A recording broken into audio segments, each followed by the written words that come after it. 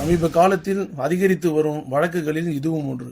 பெற்றோர் மற்றும் மூத்த குடிமக்களின் சொத்துக்களை மகளோ மகனோ தன் பெயருக்கு செட்டில்மெண்ட் செய்த பின்பு அவர்களை பராமரிப்பதில்லை. இது போன்ற விஷயங்களை எப்படி கையாள வேண்டும் என்பதை பார்ப்போம். பெற்றோர் மற்றும் மூத்த குடிமக்களின் பராமரிப்பு நல்வாழ்வு சட்டம் 2007 பிரிவு 23 படி பெற்றோர் ஒருவருடைய சொத்தை கொடையாகவோ வேறு எந்த வடிவத்திலேயோ மகனுக்கோ மகளுக்கோ உரிமை மாற்றம் செய்யப்பட்டால் அந்த உரிமையை பெறுபவர் பெற்றோருக்கு செய்யக்கூடிய அனைத்து உதவிகளையும் உடல் ரீதியா செய்யக்கூடிய அனைத்து தேவைகளையும் கண்டிப்பா செஞ்சிருக்கணும். அப்படி செய்ய தவறினா இந்த உரிமை மாற்றம் செய்யப்பட்டது மோசடியாகவோ கட்டாயப்படுத்தியோ அல்லது தகாத தூண்டுதலின் அடிப்படையிலான பெறப்பட்டதாக கருதப்படுகிறது.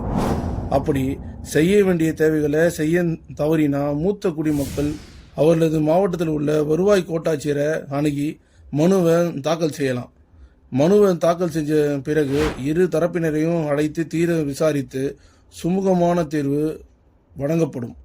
அப்படி அந்த தீர்ப்புல உங்களுக்கு திருப்தி இல்லாத பட்சத்தில் மாவட்ட ஆட்சியரிடம் மேல்முறையீடு மனுவை தாக்கல் செய்யலாம். அவர் மறுபடியும் இரு தரப்பினரையும் அழைத்து தீர விசாரித்து சுமூகமான தீர்வு வழங்குவார். இது எல்லாமே 90 நாட்களுக்குள்ள முடிவடையும்.